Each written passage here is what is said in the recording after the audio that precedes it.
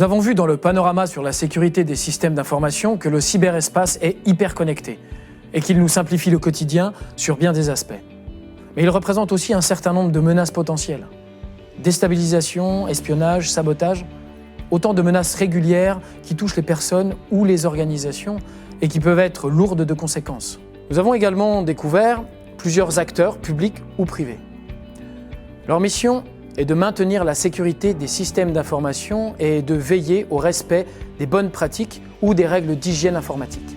Enfin, nous avons vu que nos systèmes étaient protégés par de nombreux mécanismes physiques. À présent, il est important de découvrir quel est notre rôle dans la sécurité, à la maison comme au bureau. Nous avons tous un rôle à jouer dans la sécurité des technologies auxquelles nous avons recours. En tant qu'utilisateurs des systèmes d'information, des recommandations doivent être suivies. Par exemple, en créant des mots de passe sécurisés, confidentiels et à usage unique. Soyez vigilants sur Internet et séparez l'utilisation des technologies pour vos besoins professionnels ou personnels. Toutes ces recommandations visent le même objectif. Protégez vos propres informations, mais aussi celles dont on vous confie la responsabilité, ce qui n'est pas toujours facile. Par exemple, au quotidien, pour protéger vos données, n'affichez pas votre mot de passe sur un post-it et placez en lieu sûr vos documents sensibles. Cela peut aller aussi beaucoup plus loin. Évitez de divulguer volontairement ou non des informations confidentielles pendant vos déplacements.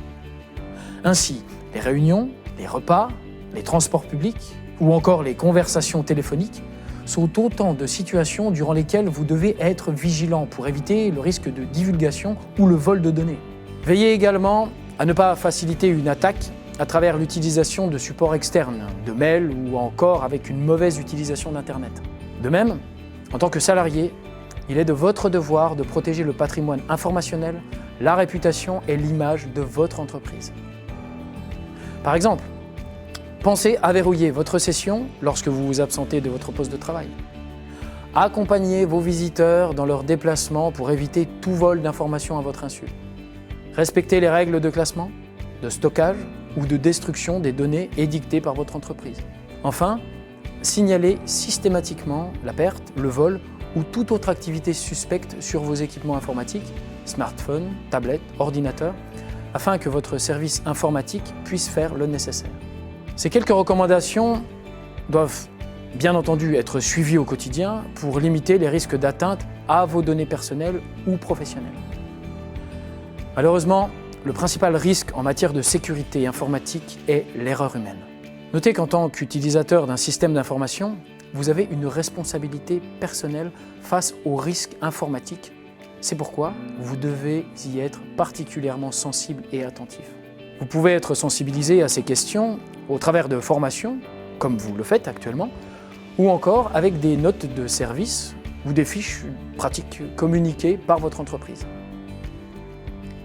Vous pouvez également être informé des consignes de votre entreprise via une charte informatique, précisant les règles à respecter en matière de sécurité informatique, mais aussi celles relatives au bon usage de la téléphonie, de la messagerie électronique ou encore d'Internet.